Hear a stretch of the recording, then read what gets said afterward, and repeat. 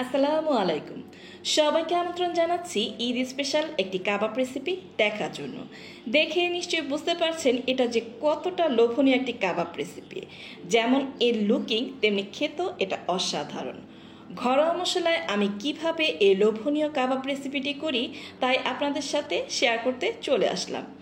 বলতে গেলে এটা আমার মায়ের সিক্রেট একটি রেসিপি। যখনই কোনো স্পেশাল অনুষ্ঠান হয় এই রেসিপিটি আমরা করার চেষ্টা করি। আশা করছি রেসিপিটি আপনাদের খুবই ভালো লাগবে, আর আমি বলবো বাসায় একবার হলো এই রেসিপিটি ট্রাই করবেন। এই রেসিপিটি ফলো করে আপনি চিকেন, মাটন, বিফ যেটাই হোক সেটাতে বানিয়ে ফেলতে পারবেন। আর এই কাবাবটা খেতে খুব জুসি, সফট আর খুব ফ্লেভারফুল হয়। আর এর জন্য গরুর হাড় চর্বি ছাড়া সলিড যে মাংসটা সেটা নিতে হয়। প্রায় আমি 1 কেজির মতো মাংস নিয়ে নিয়েছি। মশলাগুলো যেন একদম মাংসের ভিতর পর্যন্ত পৌঁছে যায় সেই জন্য মাংসটাকে যতটুকু সম্ভব পাতলা করে কাটবেন আর ধুয়ে পানি ঝরিয়ে রাখবেন। তারপর শিলপাটায় হোক অথবা হ্যামার দিয়ে ভালো করে এভাবে আমার মতো ছেঁচে নেবেন। তারপর মশলাগুলো দেখিয়ে দিচ্ছি। পর্যায়ক্রমে মশলাগুলো দিয়ে আমি মাংসটাকে মেরিনেট করব। এখন দিয়ে দিচ্ছি 3 টেবিল চামচ আদা বাটা, 3 টেবিল চামচ রসুন বাটা আর হাফ কাপের মতো পেঁয়াজ কাঁচামরিচ বাটা। এটা ব্লান্ডারও করতে পারেন, আমি ব্লান্ডার করেছি। আর 1 চামচ জিরার গুঁড়া, 1 থেকে 1.5 টেবিল চামচ শুকনো মরিচের গুঁড়া। ইচ্ছা করলে ঝাল আপনি একটু কমিয়ে দিতে পারেন। আর ধনিয়ার গুঁড়ো দিয়ে দিচ্ছি 1 চামচ, আর গরম মশলার গুঁড়ো দিয়ে দিচ্ছি 1 চামচ। আর আমি বাসায় জয়ফল জয়ত্রী গুঁড়া করে রাখি সেটা থেকে কিছু পরিমাণ দিয়ে দিচ্ছি 3 টেবিল চামচ গুঁড়া দুধ। এই রান্নাটা আমরা আসলে টক দই দিয়ে করি না, এভাবেই করি।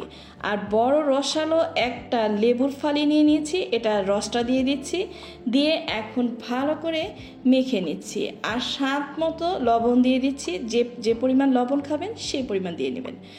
আর এই কাবাব মশলাটা মাংসের সাথে এমনভাবে মিশাতে হবে যেন প্রত্যেকটা সাইডে খুব সুন্দর করে মাখানো হয় আর মাংসের গায়ে ভালো করে লেগে যায়।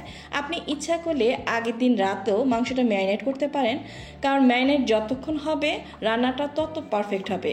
এই রান্নায় আপনার মাংসটা ম্যারিনেটটা হলো আসল। আর ম্যারিনেট করলে মাংসটা এত সফট জুসি হয়, তাই এই টিপসগুলো ফলো করে করারই চেষ্টা করবেন। আমি প্রায় 30 থেকে 40 মিনিট ম্যারিনেট করে রেখেছিলাম।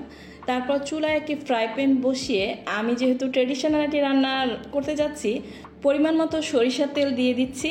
আর আপনারা ইচ্ছা করলে আপনাদের রেগুলার তেল ইউজ করতে পারেন। আর সরিষার তেল দিয়ে করলে আমি দেখছি যে জিনিসটা অনেক ফ্লেভারফুল হয়। একটু তেজপাতা ছিঁড়ে দিয়ে দিচ্ছি। যখন তেজপাতাটা সুন্দর করে ফ্লেভার ছড়াবে তখন আমি ম্যারিনেট করা মাংসগুলো দিয়ে দিচ্ছি। আর হাই হিটেই এখন মাংসটাকে ভালো করে নেড়ে চেড়ে মিশিয়ে নিব যে পর্যন্ত মাংস থেকে পানি না বেরিয়ে আসে। আর ঢাকনা দিয়ে ঢেকে দিব যেন মশলাগুলো গায়ে ছিটে না আসে। যেহেতু আমি এই পর্যায়ে আগুন বাড়িয়ে রান্না করছি, অবশ্যই সাবধানতা অবলম্বন করবেন জানি গায়ে ছিটে না আসে বা তেলটা ছিটে না আসে গায়ে, সেগুলো খেয়াল রাখবেন। এভাবে ঢাকনা দিব আর বারবার নেড়ে চেড়ে দিব। এই পর্যায়ে যদি হাই হিটে রান্না না করি তাহলে যে মাংসের যে অথেন্টিক ফ্লেভারটা সেটা কিন্তু আসবে না। তাই প্রথম পর্যায়ে আমাদেরকে মাংসটাকে হাই হিটে ভালো করে নেড়ে চেড়ে রান্না করতে হবে। আর এই রান্নায় বাড়তি কোনো মশলা লাগে না, আর কোনো পানিও দেওয়া লাগবে না। এখন যে পরিমাণ পানি বের হবে এটাতেই রান্না হয়ে যাবে। ওই যে বলছি ম্যারিনেট করলে কি মাংসটা সফট হয়, জুসি হয় আর খুব সহজেই সিদ্ধ হয়ে যায়। যেহেতু আমরা মাংসগুলোকে পাতলা করে কেটেছি তারপরে পাটায় ছেঁচে নিয়েছি, সেক্ষেত্রে কিন্তু কুকিং প্রসেস খুব শিগগির হয়ে যাবে। তো আপনি আগুন বাড়িয়ে যখন এভাবে বলক আসবে, একটুখানি রান্না হওয়ার পরে মানে পানিটা যখন একটু টেনে টেনে যাবে তখন আগুন কমিয়ে কিছুক্ষণ সিদ্ধ করে নেবেন। এটা আসলে যার যার মানে গরুর মাংসে যেরকম পানি আসবে সেইভাবে আপনাকে মেনটেন করে রান্নাটা করতে হবে। দেখা গেছে আপনার মাংস থেকে বেশি একটা পানি উঠতেছে না, তখন সে পর্যায়ে আপনাকে সামান্য পরিমাণে যদি মাংস সিদ্ধ হতে দেরি হয় একটু গরম পানি অ্যাড করবেন। কিন্তু আমি দেখছি যে এটার মধ্যে আসলে পানি অ্যাড করা লাগে না। আর যখন তেল ভেসে এভাবে উঠে যাবে তখন বুঝবেন যে রান্নাটা প্রায় কমপ্লিট হওয়ার পথে।